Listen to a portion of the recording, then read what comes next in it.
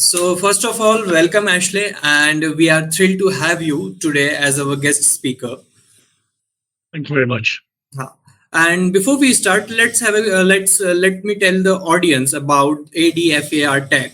So, we are an informational technology platform with focus on IT solutions, IT resources, recruitments, and tech audio postcard.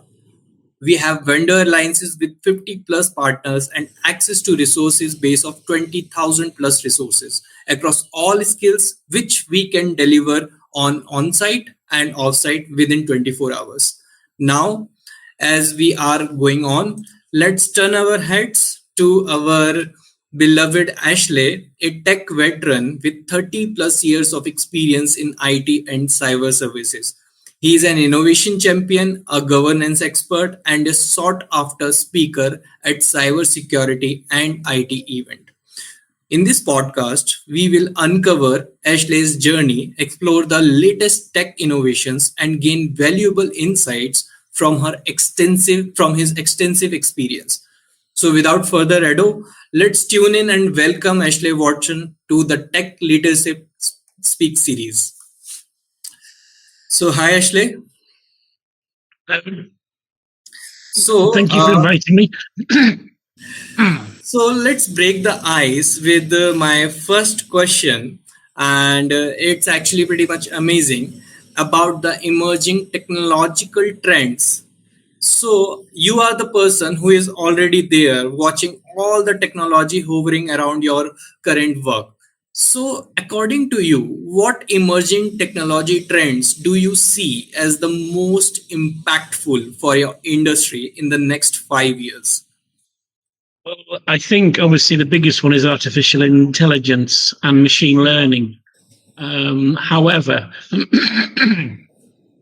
within terms of AI, because at the moment it's all about artificial intelligence. You hear constant like ChatGPT, all of this, but that's not real AI.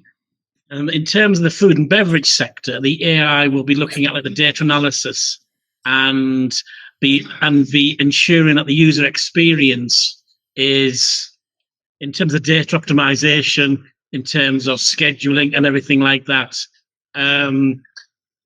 That's where the AI comes into its own. And it simply isn't like a ChatGPT thing where you can ask it something. It's much more like detailed than that. And that's where the biggest, and also the biggest issue with AI as well, and yes, it will accelerate even like faster, is in terms of the data itself. If the data isn't credible, then the AI isn't credible. So that's the biggest one. Obviously, this will be, as I said earlier, accelerating now, because the technology will make it accelerate. Right. And you'll be getting, I don't know, you'll be getting like new APIs, new connectivity. Obviously, in terms of hardware, becoming like faster as well. You've also got the rise of quantum computing, and it isn't about these huge rooms either of quantum machines. You will have on the desktop in the next couple of years, like quantum computers, not 60, and it isn't a case of 32, 64 bit or 128 bit. It's quantum performing machines. Now, that in itself is another big technology and a trend where we look at 64-bit computing now, and it's like, so what? It will be eventually sitting on like a desk, sitting on like a desk, and it's a quantum machine. Can I just pause the conversation here a second? Yeah, it's okay. Completely. Go ahead. Sorry, I just need to do something. Sorry, I need to do something. Thank you. Yeah. Okay, that's fine. Sorry. Right. Yeah. So like I said, in terms of the quantum computing, it certainly isn't like rooms and things. It'll be like a desktop. And because quantum is here already in terms of the bank sector here, where in fact they are using quantum computing to perform incredibly like fast transactions. Whereas before it was, for example, they did like a test here, and I think it was and it was something like 500 million transactions, which was taking like a couple of days, was taking 6 or 7, in fact, minutes.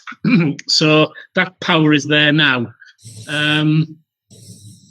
You also get, in terms of other technology, there's like blockchain, all of that. Right. But with blockchain, it is extremely,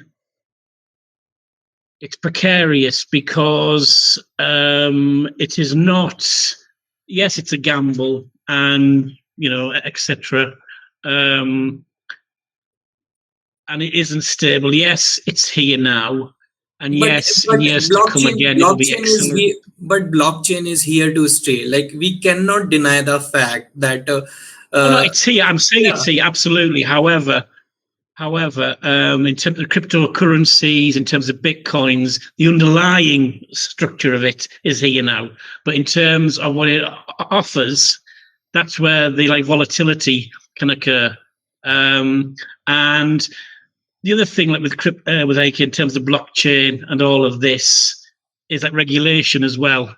It is not, right, and it's not like regulated at all. Well, right, really, it's not regulated. And when you look at this, yes, you can make a fortune. Yes, you can make billions, and then you can lose billions. And then you have the issue with like that individual, Mr. Of course, Musk, and actually saying something, and in fact, the price collapsed. Now, that to me, yes, the stakes are very high. But in terms of technology, it's here.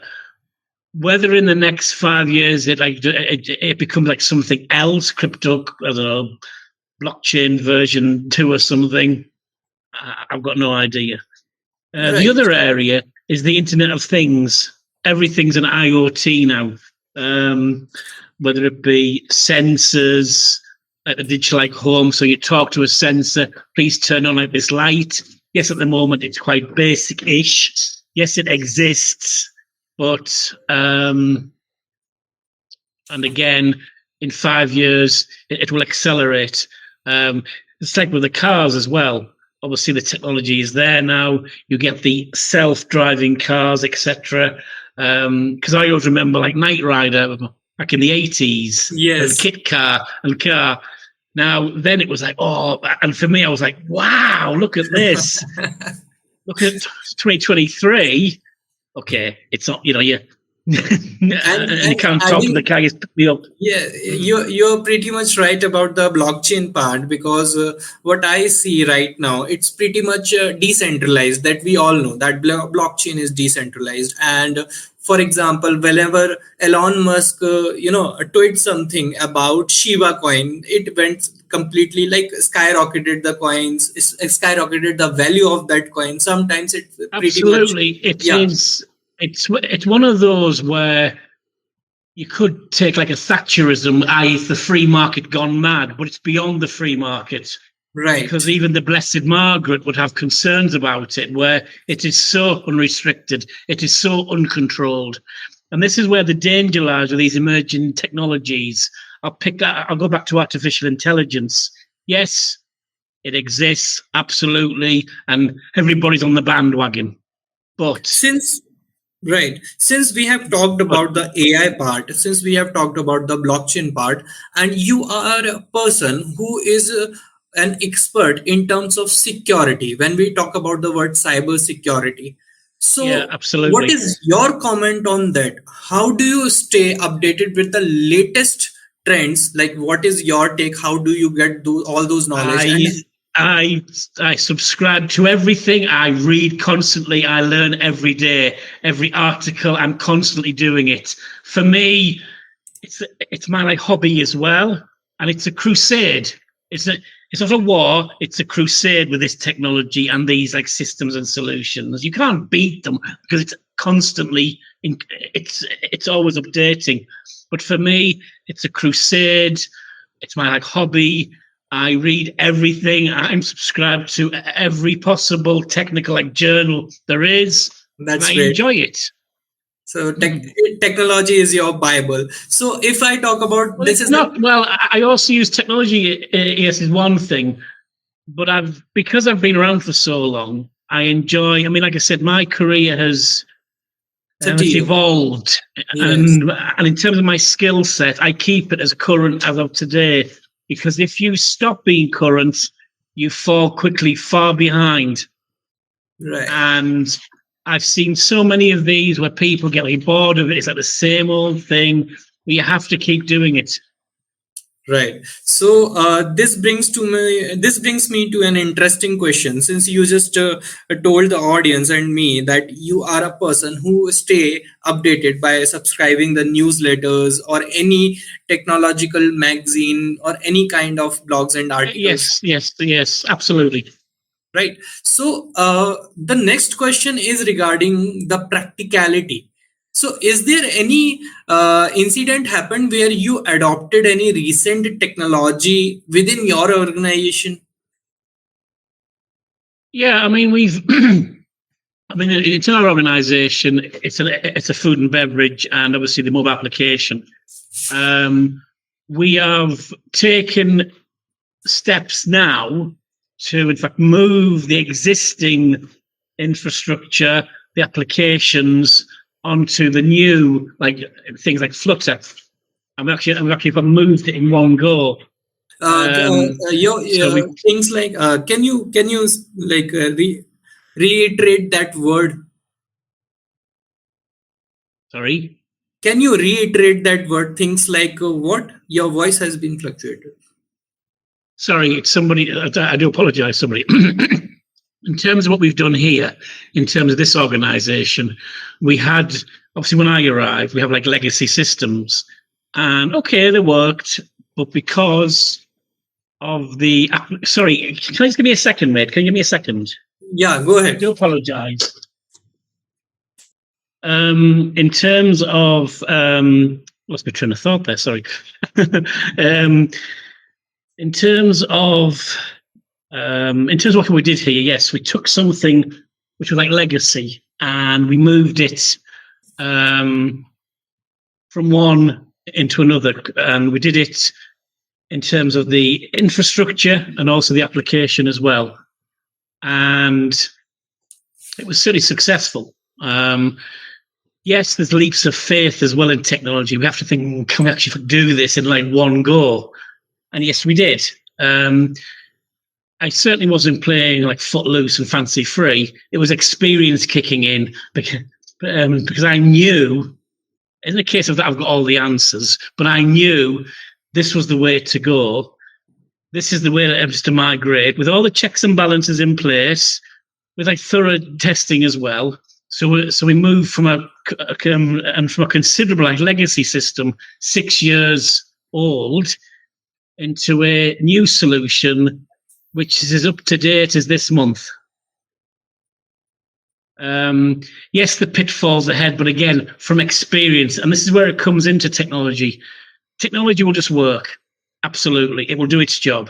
No matter what technology is, whether it's Microsoft, whether it's VR, AR, AI, all of these, fantastic.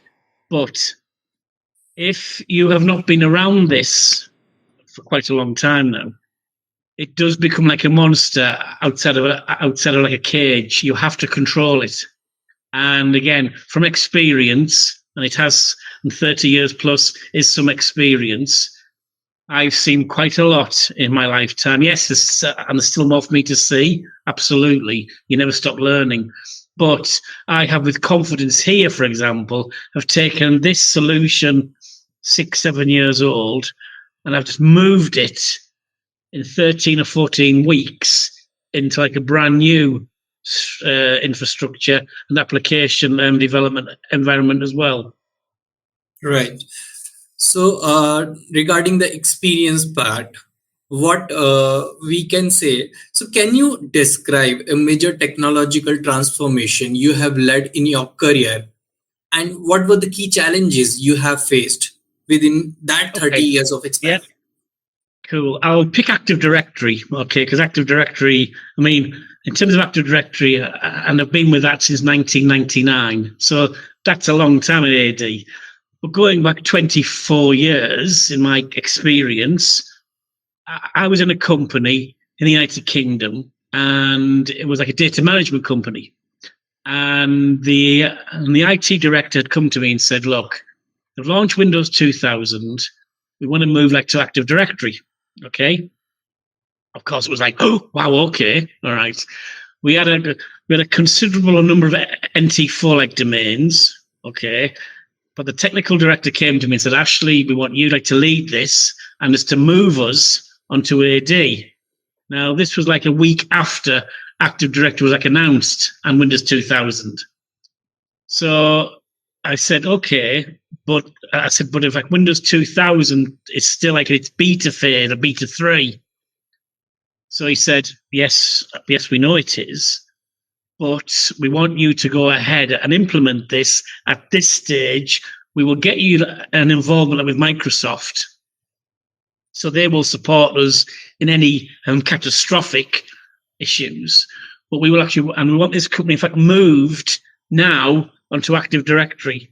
So for me, it was wow, great opportunity at that time. It was brand new. It wasn't even finished yet, Windows 2000. It was beta 3. And we started the work. I had planned it. Yes, I'd been reading all about it and done testing, etc., with the beta version, NT5 beta 1, NT5 beta 2. It then morphed into Windows 2000. I've been reading, doing testing. So in terms of that, it was in terms of having done the testing and understanding how it in fact worked, because Active Directory is based on X500 anyway. So it was, and then looked at the two structures, obviously, in terms of the brand new one, we'd costed out in terms of the hardware then, because obviously virtualization really hadn't come on then. It was still hardware based back in 1999, 2000. So we purchased all of the hardware.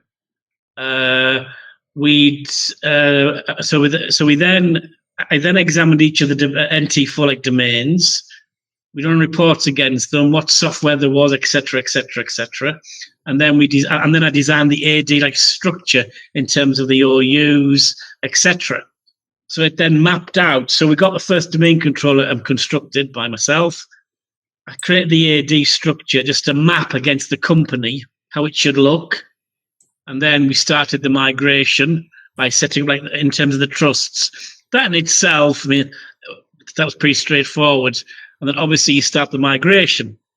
And we kept the existing ones obviously there.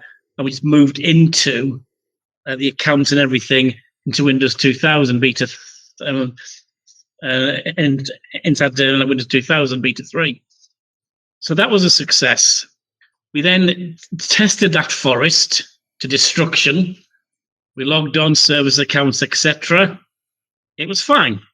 And performance was far superior than the old NT4 flat SAM databases, considerably. We had various sites around the UK. We put domain controllers, as they were called then, and Windows 2000 was on those. Again, it was still very much in the beta stage, but we were actually implementing it.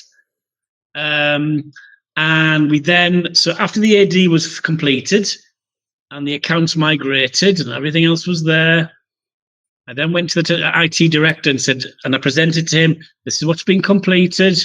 This is phase 1 done. We've done the testing, the integrity checks. Everything was fine. The trusts were holding up between the two in terms of the AD structure and the several NT4 domains. He then said, let us proceed to the second phase, which is complete migration of all servers and everything, and bring the whole lot into the AD structure. So again, did thorough testing. It's fine. And of course, yes, testing is one thing, but in production, it's entirely different. You always find the odd quirk. So again, we moved everything. Yes, we had to keep part of the NT4 domain because of Exchange 5.5. We hadn't gone to the biggest leap, which was to move to Exchange 2000. But so at the end of the exercise, we collapsed all of the NT4 domains into one only left, which was hosting Exchange 5.5. And the whole company was on this brand new, not even finished Windows 2000 beta 3 Active Directory infrastructure. So that for me was really I wasn't flying by the seat of my pants sort of thing, because I'd actually done like testing to the nth degree. So I was confident. Again, I wasn't, I was confident that all the work that had been implemented, the testing, the design, and it was fine. The issue then came about. Some of our software, which was built in-house, was built on Visual Basic 6 with NT4, was not compatible at the time. Certain OCXs were not compatible at Windows 2000. So we had to have like workarounds for that. But we did have Microsoft like helping us with that, and we got through it. As soon as Windows 2000 came out at the beta stage, we then just upgraded all the servers onto Windows 2000 release candidate. So that was very much the new, i.e., this was it. My director, he was a brave man. He was and he came to me and said, let's just do it. We've been talking about it. We know that you've been looking at AD and all of its dependencies and how much work you've done. We'd like you, and he said, like, to lead this. And I said, even though it's like beta, it isn't finished yet, Windows 2000. It was like beta 3. But we have the confidence, like in you, Ashley, to be able to perform this. And it worked. And like I said, that was 24 years ago. But I still remember it, because Active Directory has been out since 1999. I've designed hundreds of these things. And like I said, you learn from all of this. And that's why I do enjoy what I do, because you learn all the time. Right. That's really a bold decision that has taken the shape of a successful venture. Like, because at that time, when we talk about Windows 2000, and even though that was not in its complete form, right? So it's a very big thing that you have done there.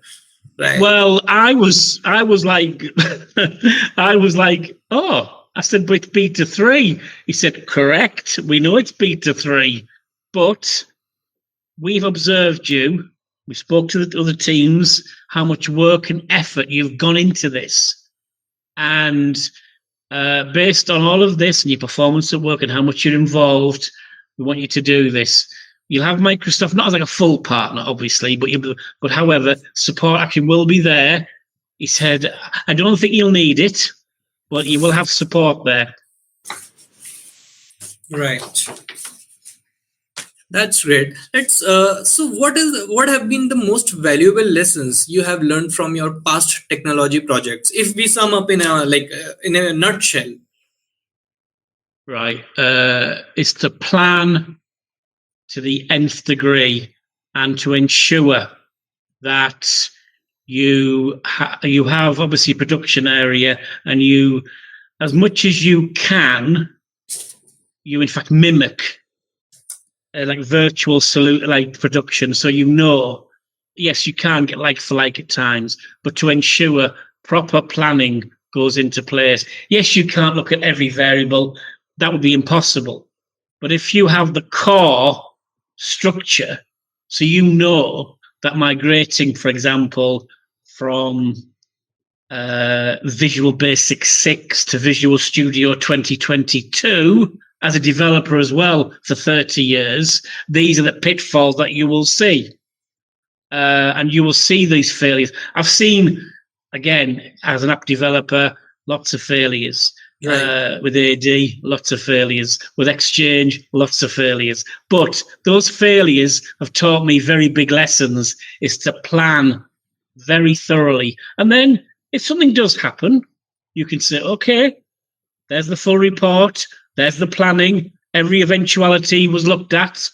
This was not envisaged. It does happen that way. I've seen so many... I've seen so many where people go in and they do like a bit of testing, a bit. Oh, yes, it's going to work. And then they start and it falls over.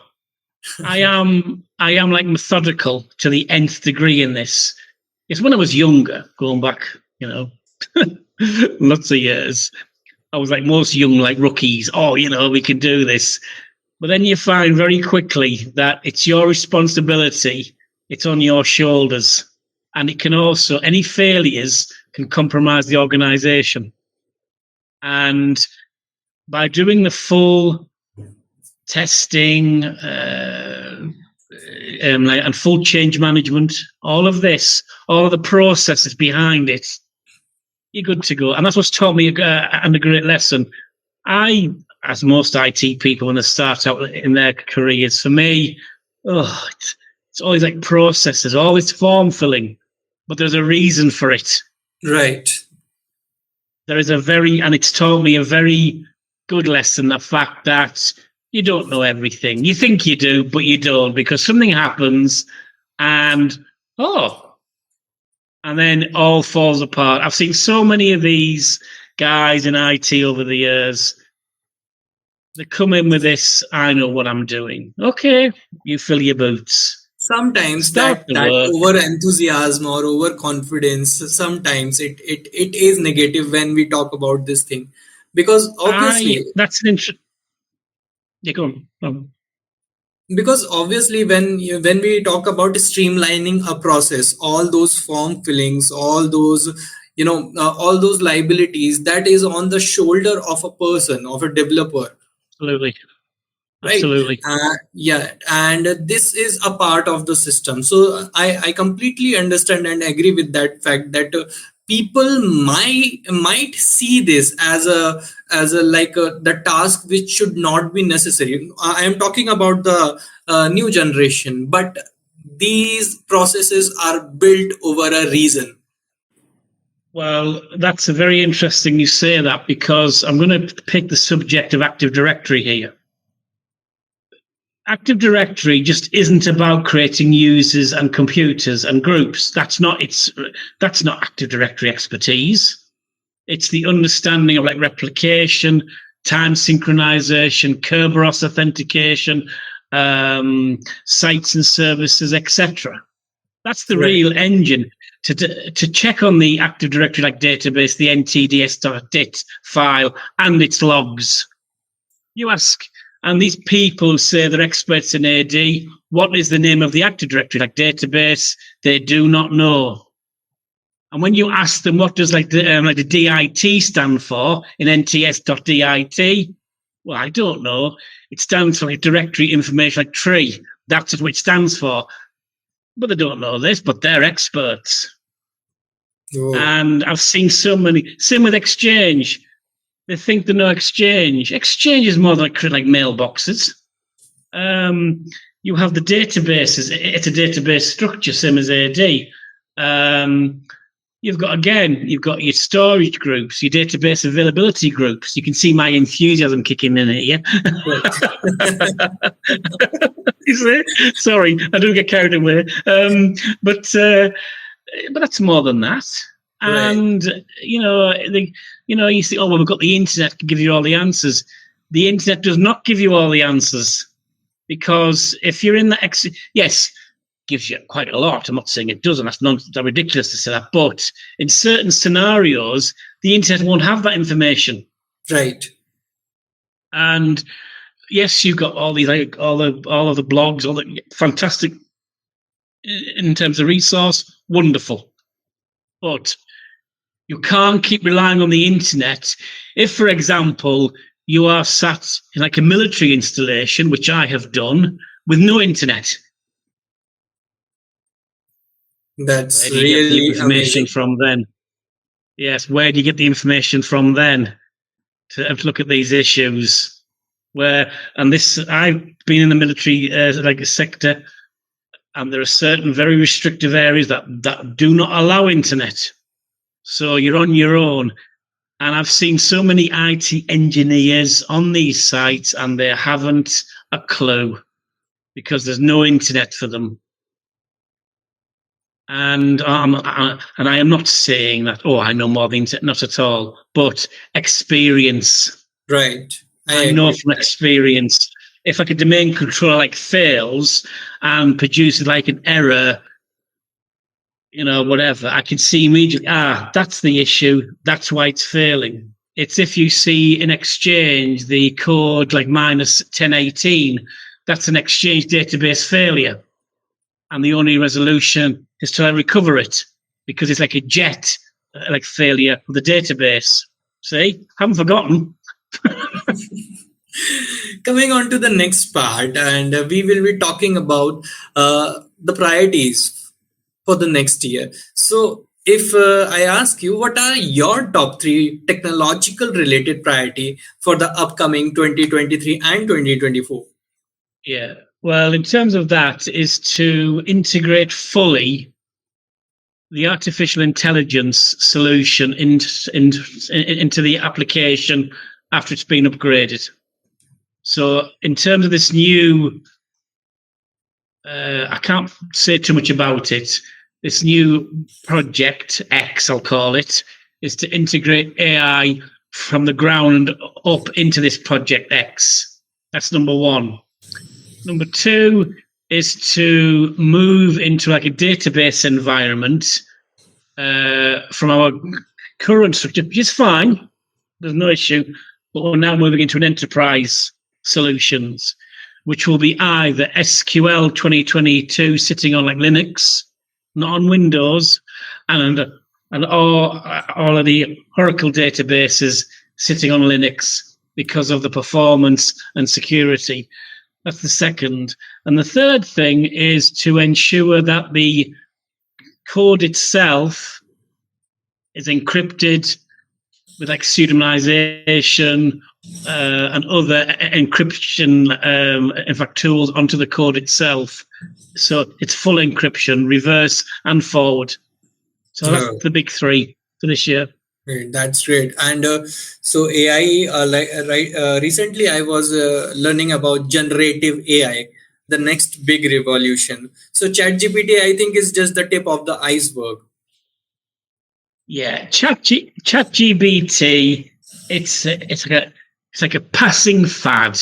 Right. You hear it, ChatGPT. Oh, it can do this. It can save the world. No, it can't. No, They've jumped on the bandwagon. This is not AI. Artificial intelligence is looking at the data that we have in this company and ensuring that the customer experience in terms of like delivery times, scheduling, all the drivers, it's at the most optimized it can be. For example, in scheduling, the system can say you will need, for example, you will need 37 customer service agents online this weekend. That's a pretty accurate statement to make, but that's the AI looking at all of the data and what's been happening before. Because at the moment, it's sometimes like finger in the air. You might need 60 agents. Well, in fact, you don't need 60. That's what it's to be used for. It's also to do like real-time analysis of like the journey times. Yes, you have like GPS, fine, but the GPS cannot take into account police roadblocks. So, for example, we will use like in terms of like satellites and every other like data source that we can find to say, right, although the GPS is saying to the driver, it will take 15 minutes and 4 seconds to get here with your food. The AI is telling us it will take like 31 minutes because of there's a police roadblock here, a police roadblock there. There's been like a car crash here. It's to that level of detail. That's big AI. That's your data and AI working together. Right. So currently, can you provide a sneak peek into any major technology projects your organization is currently planning or working on?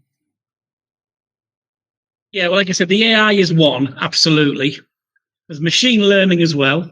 Right. There is the movement from the legacy application system into the brand new stuff, absolutely. And that's going on like now.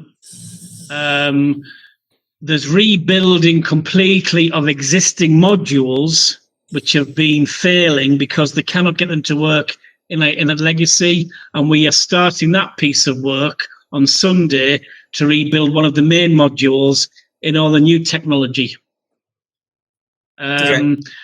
And like I said, we've moved it from, like I said, like 14 weeks ago, from like legacy 6-year-old systems into the new stuff, infrastructure and like development.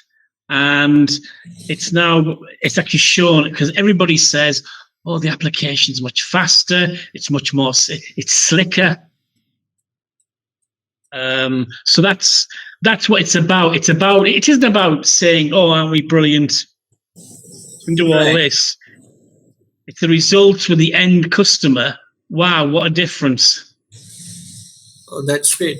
So sometimes to integrate some kind of or to develop some kind of technology, let's take the example of AI or learning. So when do you decide that this kind of technology should be evolving in-house only, or this kind of technology should be brought from some kind of vendors or some kind of new technological partnerships or collaborations?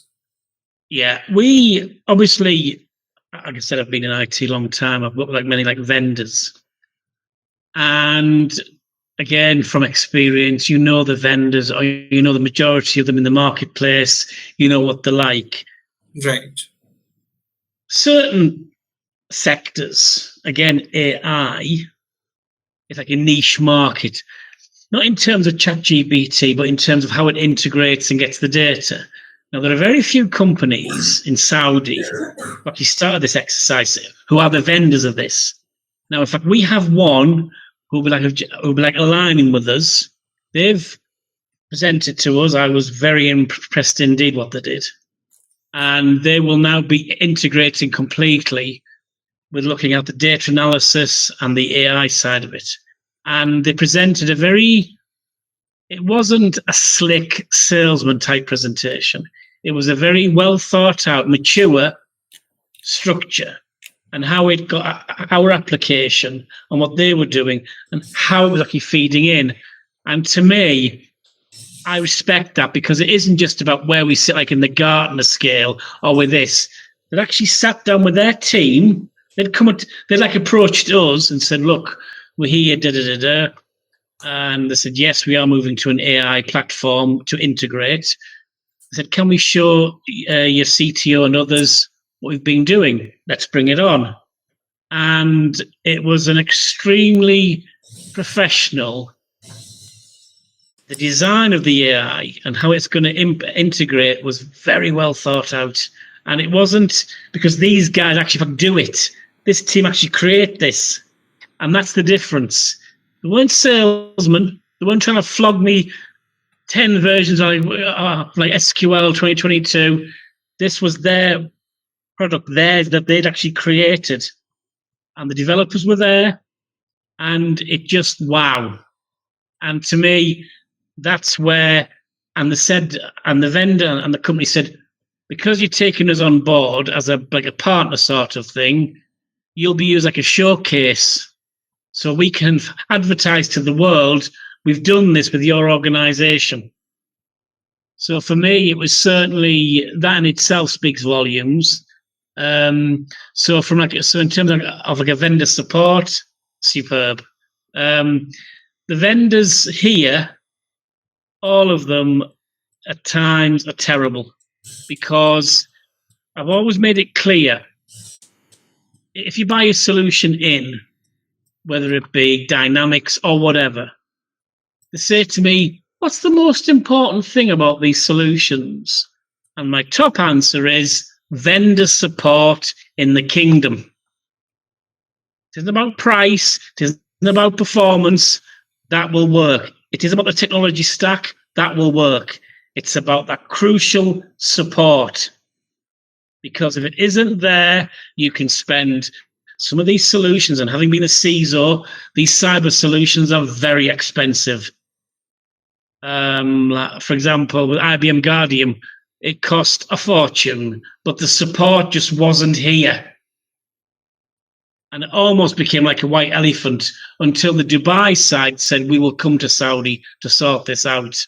Now, because we said, if you don't sort this out, you forget the contract. Now, you shouldn't have to do that. But that's what it came to. It's like with Microsoft here in Saudi Arabia. They are terrible because it's sales driven. There is no technical Microsoft here in Saudi. It's all sales. You can get. I've had more. I've been involved with companies when I've arrived who've got Microsoft on site. Microsoft know me anyway here, so there's no love lost between us at all. None whatsoever, because I see straight through them. And that's not like an arrogant statement to make, like bravado. It's factual. They send these so-called experts on site, and it's in a worse state then after they've actually been on site, because it's pure sales driven. All they're looking for is if we can sell more, like, like Dynamics, more Azure. It's of no use to anybody. So to me, the Microsoft side, I've been with like Microsoft products for 30 years, whether it be it and all of the Windows versions, etc. I never go to Microsoft for any support calls. Never. So I do it. I do it myself. Yeah. So if I draw an analogy from your statement, it sounds like, it feels like actually that those so-called support vendors has lack in their core competency now. Now they are more Absolutely. driven to the selling their product rather than talking about the core issues and the core solutions. Absolutely. And that goes, again, whether it's just in Saudi, I don't know, but it seems to be that's why I've said, when it comes to buying these solutions, and they say, it's always the support is available in Kingdom. We can't be contacting like Dubai or Bahrain or America or the UK. We haven't got time for that. Right. And yes, they come and present, these sales guys present, and I can do everything. You will have sat in these discussions, no doubt, when you've been sat with these vendors and they've come out with all this, oh yes, it can do everything and it can make the tea as well. No, it can't. And we sit here inside the Gartner. I don't care where you sit. Can it do its job? That's really a great analogy. However, the clock is ticking now, and we are at sorry, the I apologize. I kept you time. Sorry about this. No, that's really the one of the best session ever actually on the ADFAR Tech Ventures. All right. So thank you so much, Ashley. This is one of the best session, and we have learned so much from Mr. Ashley. And we thank you for him. And watch our episode number 2 of the Audio Tech podcast series. Thank you so much. Thank you.